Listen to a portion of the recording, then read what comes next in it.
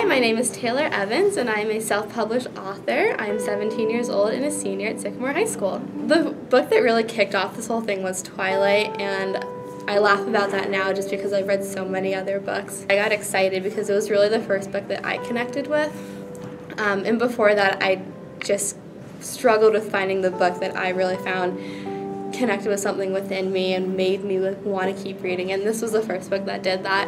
So after reading the Twilight, New Moon, Eclipse, Breaking Dawn within like a month, I went a little crazy in that sense. I could not stop reading. And by that point I decided, you know, I want to write a book. I want to write something that makes me feel the way that Stephenie Meyer made me feel.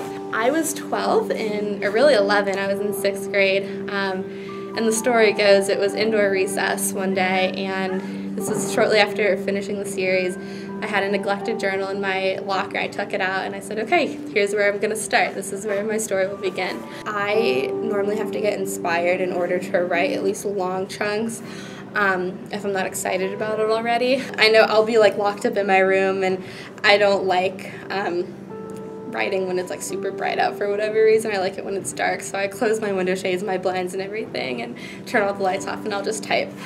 And my parents will come in and it's like, get out, get out, get out, like I have to write this scene. And now some other people can set themselves to a schedule and say, okay, I'm gonna write from 12 to 5 in the afternoons, and then the next day I'm gonna do the same thing. And I don't understand that. I can respect that, but I know that if I had to force myself to sit at a computer for 5 hours and write, the writing would just not be as good as when I just had an idea and said, oh my gosh, that's it, like I need to get this down now. So at first I definitely wanted to start chronologically, like this is my beginning, let me try to work to the end. I got about 3 or 4 chapters in, and then I kind of started to jump around and include different characters, different scenes that they were in, and it got so crazy that I kind of had to get back to the beginning and refine it. But it was really exciting just to jump all around at the same time and get all these ideas down that were just coming at me. Yeah, I decided I wanted it to be a trilogy relatively recently. For a long time it was just, let me see how much I can cram into one book. And then that just got too convoluted, too long. So it's like, okay, I can split this into 3 books. I like to think that I base the 2 main characters partly off myself and then partly off of people at school. Which I think is funny because I'll be walking down the hallway and someone will do something or say something. I'm like, oh, like you sound like this character. I'm going to use that for one of these other characters. So I feel like everyone has a part. I see a part of everyone in my characters, which is funny. Brennan, I think I like him though. It's probably because he is one of the more humorous ones. He's kind of carefree and lighthearted, and I like to compare him to Jack Sparrow. I went away from Pirates of the Caribbean, which is my all-time favorite movie series. So I think that's probably one of the characters I love the most. But again, I really do love them all equally because they all come together. To me, it's real, and at night I have dreams and everything, like I'm in this world. Or I just, I'm walking down the street and like, oh my gosh, like that could totally work out in my book. So like, to me, my book has come to life, and I hope for other people who read it, they feel the same way. I really didn't have many people that I could go to and ask about publishing as I could with math homework, for example.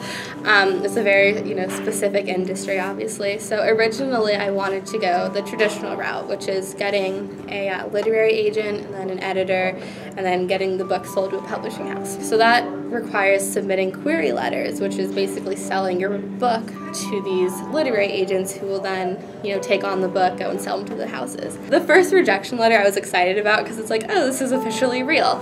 And then after the other ones started coming in, it's like, okay, maybe this isn't going to work. At that point is when I decided to do self-publishing, which is great for authors like me who are new to the industry, who are young even, because this isn't my career, so I have other things I have to focus on, so it was great to have this I can do on the side. The way that I went is I contacted their work-for-hire publishing companies, so they aren't selective about what they'll publish anything. We went through the manuscript together. I did a lot of the editing, they also did some editing, but the part that they focus on the most was the actual formatting. It is a very lengthy process, and it's time-consuming.